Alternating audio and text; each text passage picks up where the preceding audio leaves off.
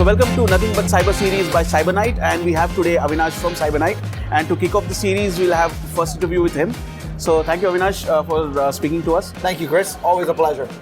So we can start with a brief about the intelligence visibility in a zero trust environment. How can companies gain trust in this scenario? Absolutely.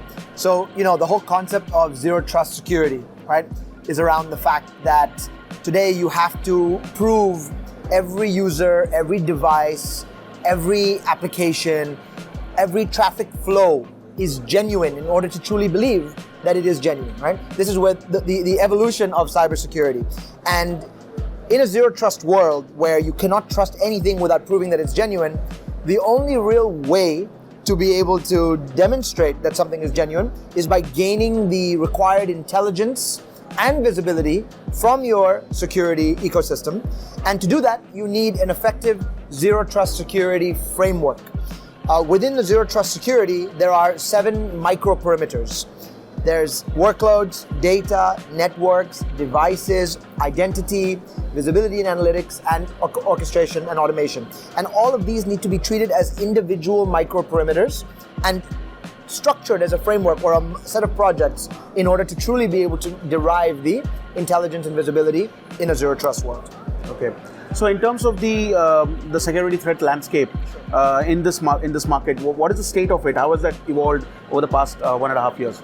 I think that the Middle East has always been a hotbed for cyber activity and cyber threats, and there are a lot of reasons for that, right? The geopolitical impact, the positioning in the world, and most recently the pandemic, right, has given hackers even more opportunity to come out and attack both individuals and organizations alike, because the attack surface has exponentially increased overnight when the pandemic hit, because all your users went to work from home. It changed the dynamic of the operation, and so they had to now suddenly overnight manage this much larger attack surface, which the hackers were going after. So it's only natural to see that the number of attacks, the frequency of attacks, the type of attacks, sophistication of attacks have all increased, I would say, exponentially over the last 1.5 years since the beginning of the pandemic. And this part of the world has always been in the top of number of attacks that are impacting this region. And even if you look at the statistics, I mean, some of the countries in this part of the world are in the top 3 most attacked countries in the world in terms of per capita. So it's a hotbed, and from a cybersecurity perspective, it's really the right place to be. Okay. In your experience, is ransomware still a problem in this market? Because that started off when the pandemic started. Is it still progressing? If I may be so bold, I'm going to correct you. Ransomware did not start when the pandemic started. Ransomware has been around for over 30 years. Okay, and over 30 years, ransomware has slowly been evolving and progressing. Now, what we saw is in the pandemic, we started to see the frequency go dramatically higher, right? And every week we were hearing some new news story in the media around the world, right? All over the world, you're hearing about different media events or different cybersecurity breaches that were related to ransomware. Until today, this continues. So the answer to your question, frankly, Chris, is very simple. Ransomware is here to stay. It's not going anywhere. And the reason it's not going anywhere is because it's financially motivated attacks.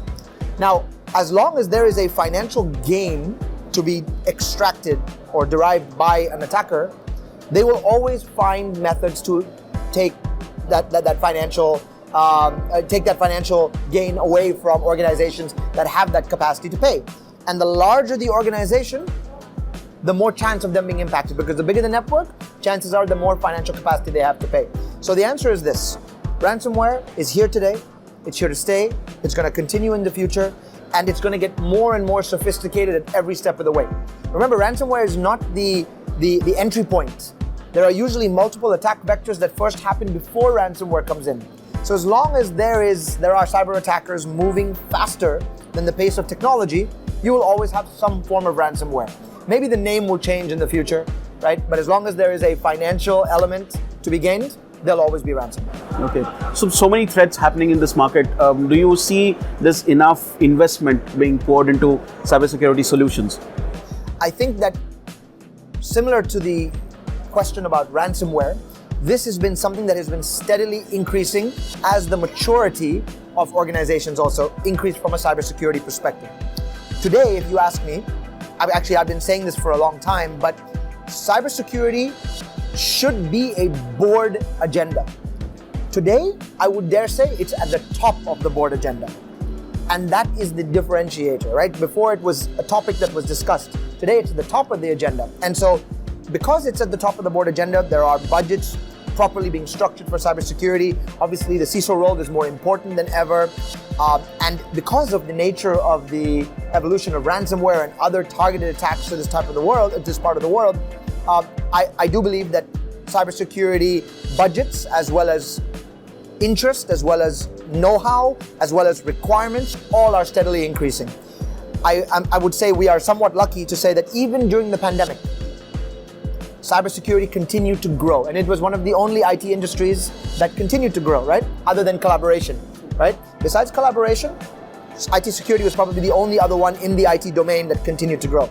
So I do see that cybersecurity will continue to grow and it will accelerate because, again, I'm going to repeat myself, as long as we are trying to keep pace with the attackers, there's always growth in this industry.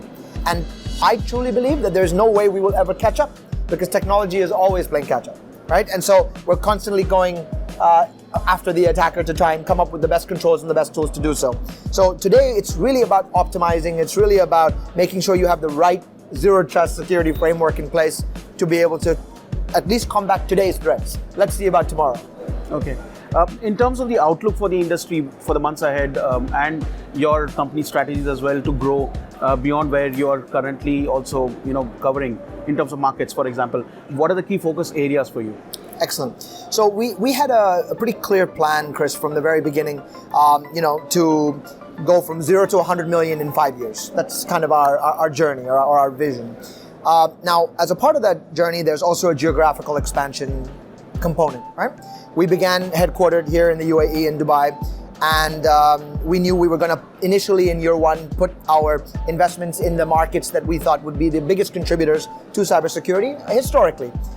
Saudi, UAE, Kuwait, Qatar, but we were covering the entire Middle East through our channel across the whole region. Now, this year we started to put additional resources into places like Egypt, Jordan, and other parts of the Middle East. And in 2022, we will continue rolling out those teams on the ground in the existing markets. We will look at additional markets within the Middle East where we could potentially invest in. And that will really be the focus to make our Middle East investment robust, solidify it, expand it, really cover the region effectively to grow 100% year on year, hopefully, if all goes according to plan next year.